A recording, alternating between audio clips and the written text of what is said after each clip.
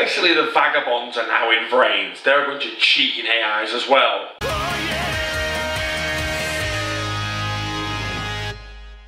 Hey guys, xthedarkone here for another week of talking about Yu-Gi-Oh Vrains. Not in my normal place, as I said last week. I'm here at Alcon, and I'm here to talk about what the fuck? Hey! Oh my god! LittleKuriboh! I've never seen this episode of Vrains. It sounds great. No, it was actually a good episode. Yeah, a good one. Yeah, it was a good one. What happened? I actually didn't plan this. He's just burst in now. I'll try to join, and I'll tell you the episode. You can listen to me. Well, people are going to play werewolf, but I'm curious. I will come and join werewolf once I've done the review. Sure. Are you going to come? Well, you know what? I would like to, but everyone's waiting. All right, you go play. I want to say, believe in the cards and subscribe to what's your channel? Digital Hat Productions. Digital Hat Productions. Subscribe. And ride the Vrains. Yeah. What does he say? He says ride. He says like ride the wind, doesn't he? Ride the wind. Ride the wind.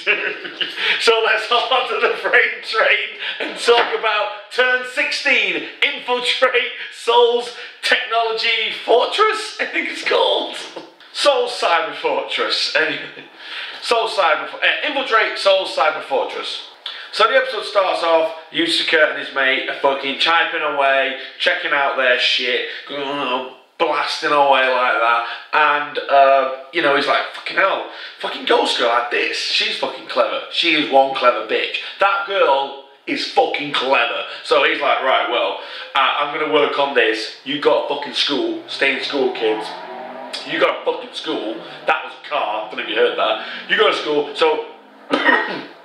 Sorry, Yusuke goes to school and he didn't see Aoi. He goes to all the classes, goes to his club. He asks his mate with the weird shaped head where Aoi is, and he's like, oh, fucking no, she's here, she's not here, she's fucked off, don't know, she's nowhere to be seen, thinks she's not being allowed to leave her house, and he's on the roof, he's like, oh, I wonder where she is, and Ignis is like, maybe her brother's not letting her out. Turns out that's exactly the case. As we cut back to Aoi's house, she tries to like go to a balcony, I guess, and the robot's like, no. I said no, you can't. She's basically trapped in a house, and I think her brother's being a bit overprotective now because of everything that happened. So she goes, gets a little iPad, she starts fucking typing away. And she actually has she goes into the Vrains, but she doesn't go into Vrains, she has like a little butterfly avatar that's kind of spying. So it goes in, and her brother, Zyzen, and Ghost Girl are having a meeting in the Vrains, and he's like, so you hacked my old computer systems, found a back door, gave it a playmaker, the fuck you thinking about? She's like, listen, dickhead, right? He's gonna hack in, your successor's gonna want to jump on that. So while he's fucking busy with that, we can sneak in.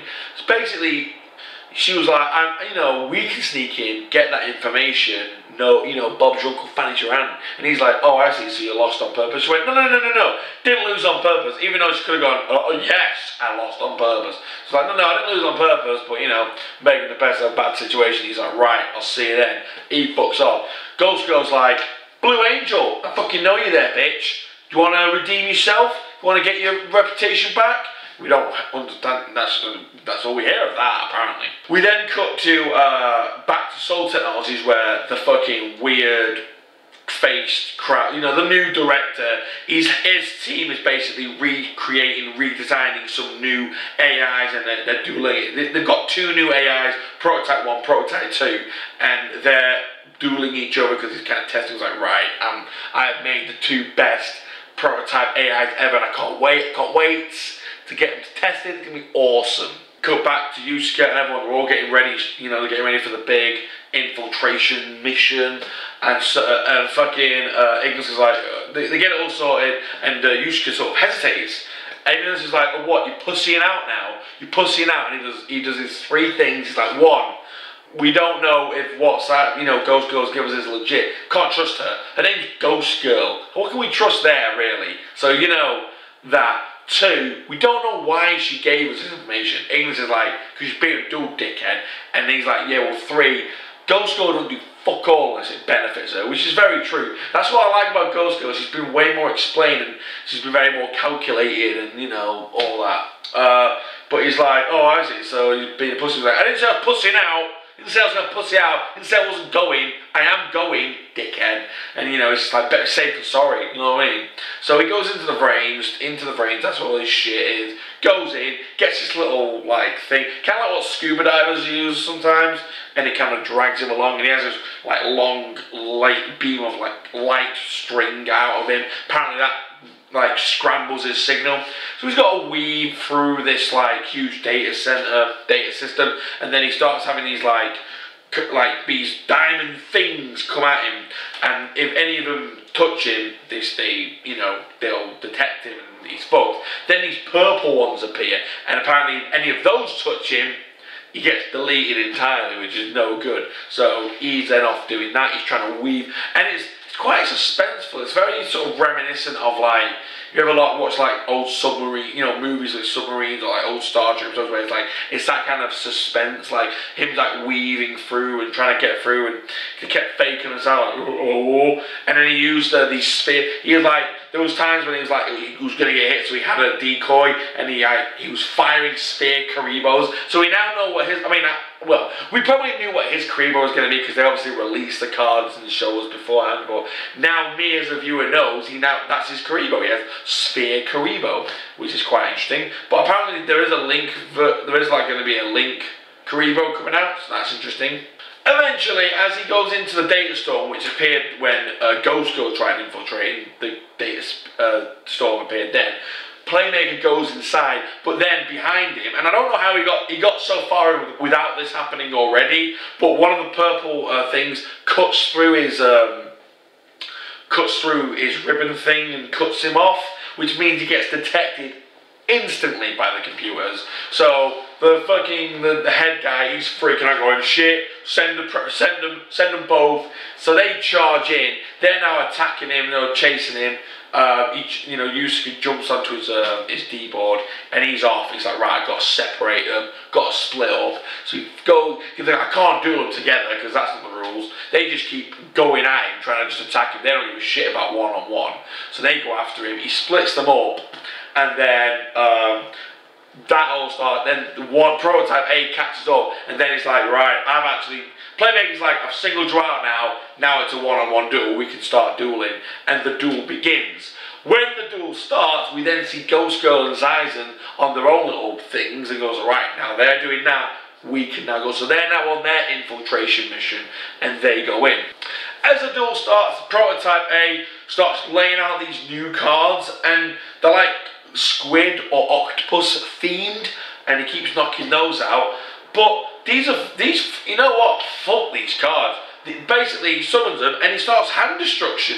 That's all it is. Summons it, he gets to do something, gets rid of a card in Yusuke's hand, and he keeps doing it. He keeps doing it, and basically he then Link summons, gets a new guy, which lets him get rid of a card. Basically, before Yusuke's turn even begins, he's lost his entire hand. Like his whole hand is gone. He then draws a card. Got a card now. No effect. And that card, so Yusuke's got nothing. He's got absolutely nothing in his hand. And he's fucked. He's absolutely fucked. He's effed in the A. He's got no hand, he's got nothing to do with. But then again, none of Prototype A's monsters have any attacks, so he's not attacking Yusuke, he's just getting rid of his hand.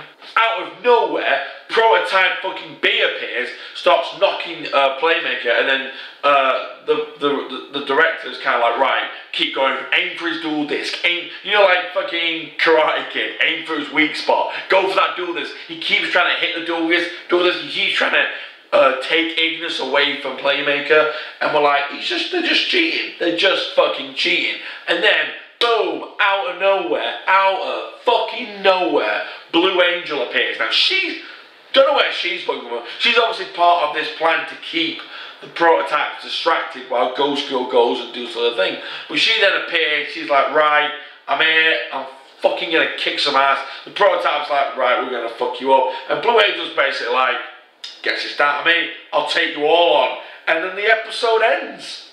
This was a really good, enjoyable episode. The episode felt longer than it was, but not in a bad way, because it was quite. I mean, I like the sort of bit when it did slow down. I mean, you could argue that they could have dragged that out, but I don't think they did. I like the suspense as Playmaker was trying to sort of weave his way through and work it all out and stuff. I like that kind of, because you're like, you know, but the suspension was kind of there. You're like, is he going to get caught? What's going to happen? And it was interesting. We got the first turn of a speed duel. Blue Angel's now in the mix. Is it going to be a tag team speed duel? Is it going to be like Playmaker's going to take on one, Blue Angel's going to take on the other at the same time? I don't know. Very interesting. But overall, it was a very good episode, and I thoroughly enjoyed it. I've not really got much for theories again, because it's one of those. We're building up to the next lot of story progression, like to the point where there's nothing much to add. Nothing has been added to my theories that I haven't already said, so I shan't go too much into it. I am looking forward to seeing Playmaker and Blue Angel kind of work together and kind of think of it. I'd like to see a tag duel. I think that could be interesting, but I think there's just going to be two separate duels maybe. But yeah, it's going to be interesting seeing their deck destruction style mixed with her kind of chip away style that she works on with the trickster cards. So it's going to be a fun duel, and I can't wait for the continuation. Guys, overall, it was a good episode. I did enjoy it. There was a lot going on, a lot happened. We got a lot done in that episode, but not to the point where it felt overcrowded, and not to the point where it dragged on. It was well paced for what it was, and everything happened. I was thoroughly happy with it. It's nice seeing Blue Angel back. Hopefully now she can do some things and not be a piece of shit, and we can now start developing her character. I really hope so. So overall, yeah, I'd like to thank LittleKuriboh for literally jumping in. That was not planned. He must have just heard me doing it, and he just burst in. So yeah, so as he said, like and subscribe, all that kind of bollocks. Hope you enjoyed this episode, and I'll see you next week. Bye-bye.